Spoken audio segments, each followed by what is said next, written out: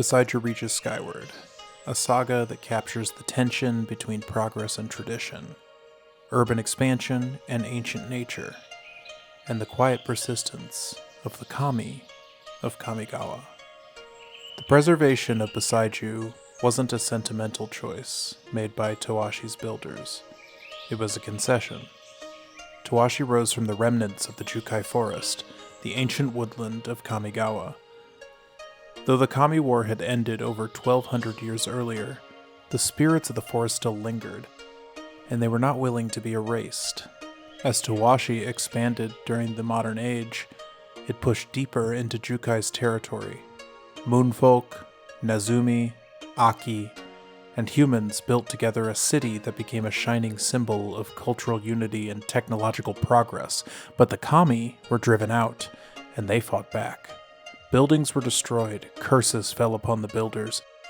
The conflict escalated until the Emperor herself intervened, forging a pact between city and spirit.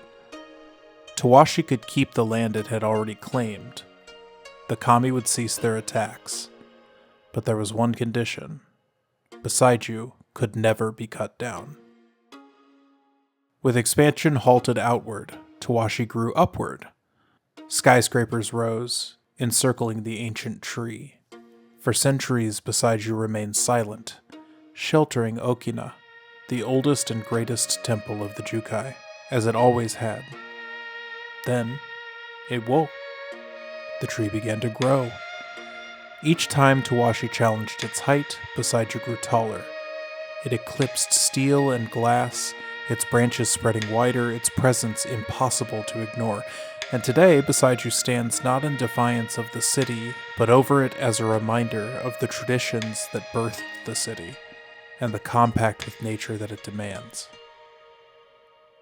Its shadow stretches across Towashi, a reminder that progress does not erase the spirit.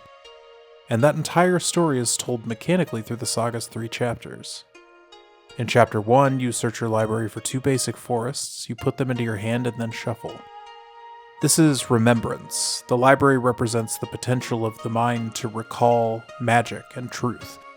This chapter recalls the vast Jukai forest that once covered the land.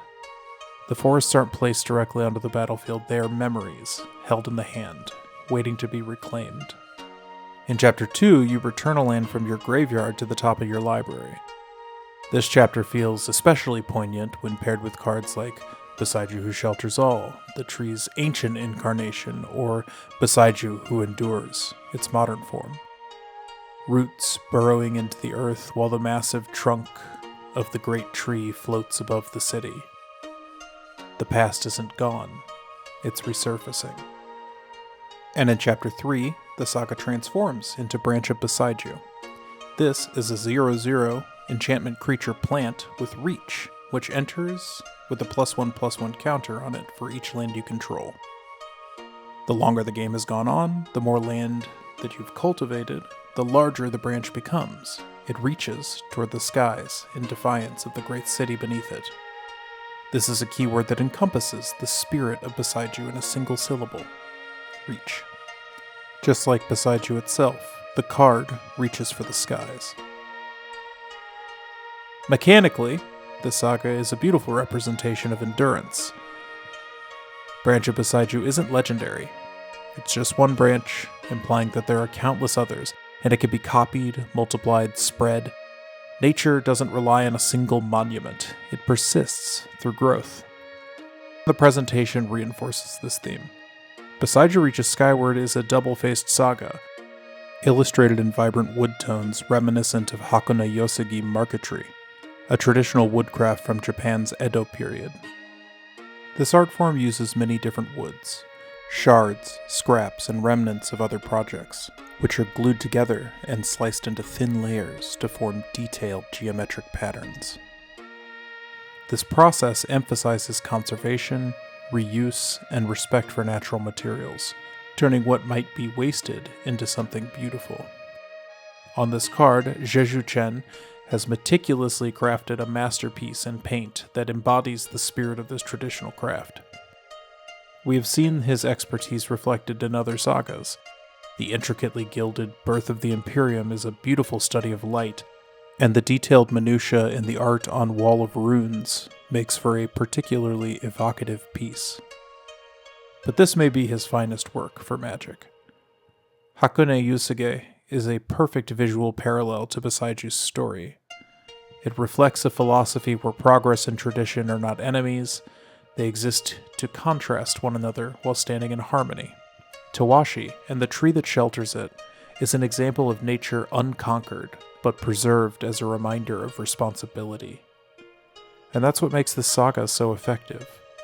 It doesn't just tell a story about the past, it uses the mechanics and the art of magic to show us that the past grows, returns, and endures. Like Boseiju, standing over Tawashi. Not in opposition, but in quiet, patient permanence.